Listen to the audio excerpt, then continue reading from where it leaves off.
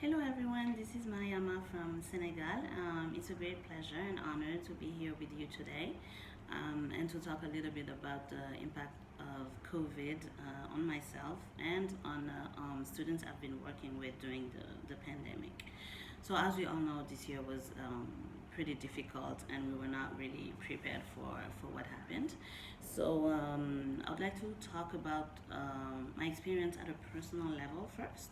So at work, it was very sudden. We suddenly had to stop coming to work, and it lasted a good, I'm tempted to say, 6 months, and it's actually still going on because we still have a very flexible schedule, but we're not fully back at work yet.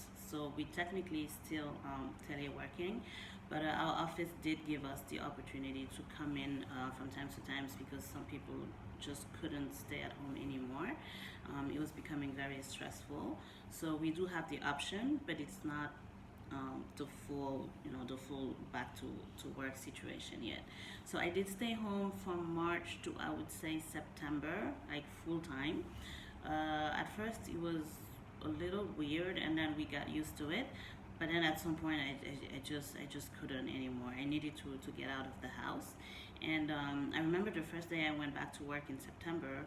I went out and I had like a panic attack because I felt like I had a crowd coming up on me. I was seeing so many people outside, and I wasn't understanding what they were doing. I was like, why are so many people outside? Are they not really realizing what's going on? COVID is still here. We don't have a clear remedy yet. Uh, and people were not, I mean, they didn't look worried to me as I was. Not everybody was wearing a mask. So I felt like people were very relaxed for what I was thinking was happening. So that was my first experience going back to work, and then I got used to it as I would go to work every day, but again on a very flexible schedule. So that was my very personal experience, and maybe I can add that I mean, I would do my regular work, and it wasn't very difficult, but I felt like I was more aware when I was working from home because I was always looking at my emails and my phone to see if I didn't miss any Teams meeting or anything. I felt like I was a little more stressed because I felt like I had to really be aware. Like I felt like there was a need to be even more self-conscious. I would respond to emails like every second because I didn't want to be late because I felt like people could think that, oh, you're sitting at home, you're not doing anything, or maybe you're not even home, you're doing something else elsewhere. So it's not part of our culture. So it was a very big move for us. So I felt the need to always be on top of my work. So that was on a personal level, and then I mean, on a professional level. And on a personal level, I was working on this project with a colleague based in France, so for an online school. And I mean, the school became online because of COVID, actually. We always wanted to go online, but we felt like people were not ready yet. So COVID showed us that it was perfectly time actually to start considering teaching and learning online for our culture. I mean, because in other countries, obviously, it's perfectly normal, but not in our setting. So we were like a regular school, a boarding school actually, and in March again, all of a sudden schools had to close, and when it was a weekend when the kids went home, and then the next day the president came out and said, okay, so Monday schools cannot be opened, so everybody's staying home.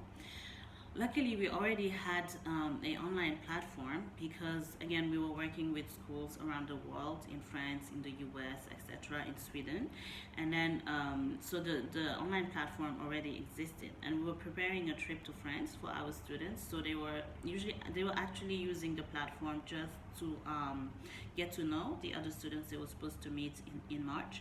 So we ended up using that same platform to carry the regular school program.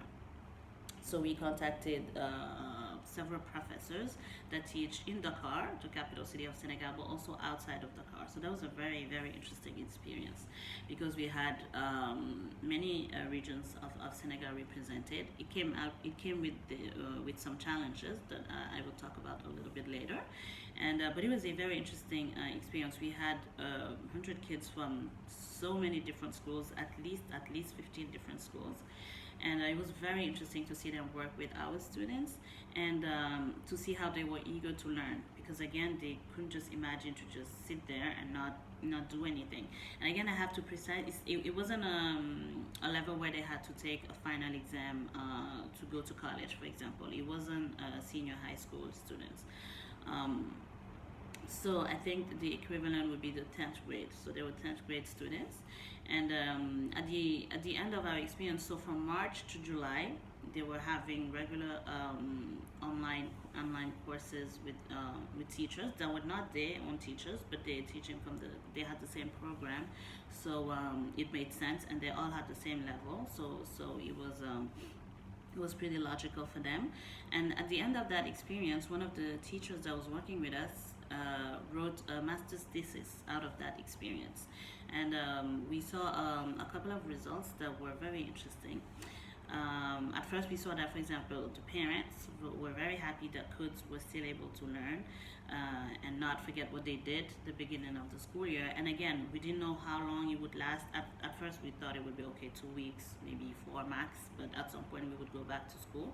But it never happened. So they were actually very happy that their kids were able to, and it was free as well. So they were happy that their kids were able to carry on with the program. And as great as that sounds, we also thought about the parents that are not literate. We figured, okay, so this can work if your parents can read and stuff. They can help you, but if they can't, then what happens? Because they're still very young. They're not, the students, I mean, they're not necessarily very focused on school. You know, they most of the time they go to school because they have to, not because they want to. But if you don't have parents who can control what you're doing, do you have homework? Did you do your homework? It does make a difference in the results, right? And obviously, internet access is another major factor of success or not, or even participation, not even success. But if you don't have access to internet, then how do you, it's pretty difficult to participate in the classes. Another interesting fact that we had is that okay, so with our school we had planned online. They were not supposed to be online, but they were just summer courses. One of them was with the high school in Hawaii, the one Obama went to, actually, Punahu, and we had a 6-week class on sustainable development goals. So every week they would talk about a different topic, and it was very interesting. At first, those students from Hawaii were supposed to come with 2 teachers, but again, with the travel restrictions, they couldn't, so we moved it online. So obviously, it's not the same experience because you missed the human exchange part, but still, at least they were able to connect. They were able to make new friends, to discover new cultures, because Hawaii is so far from Senegal, and they did find many similarities. Of course, there are differences, but they did find many similarities between the 2 countries, and that was very enlightening. And then they also had the opportunity to talk with students of their age that live in Sweden.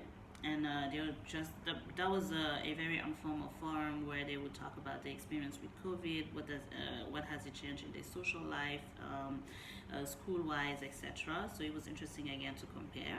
So I felt like I was very happy that they were able to see, to look at the positive impact of COVID. I mean, everybody was so depressed that nothing was working on.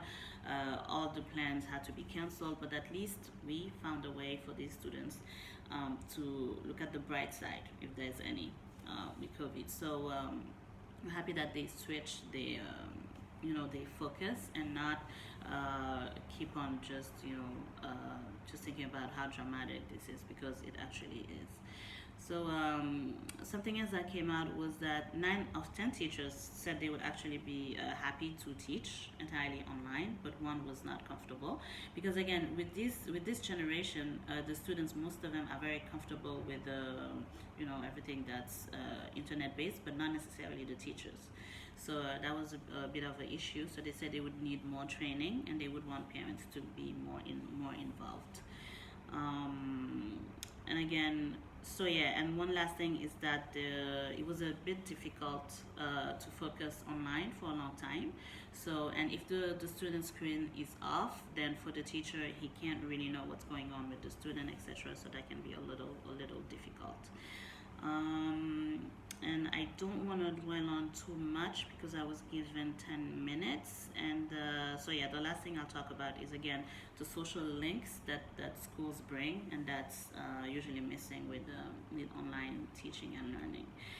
So that's what I could say about the pretty positive, I want to say, experience we tried to have during COVID in Senegal. And one last thing I had to talk about was the government involvement. So again, schools were closed, but they didn't have many options. So they had programs on TV and stuff like that for students to watch and keep up. With the program, but it wasn't the most efficient. It really wasn't the most efficient solution. I'll be happy to talk about it in the Q&A session, so I don't use too much of your time. Thank you.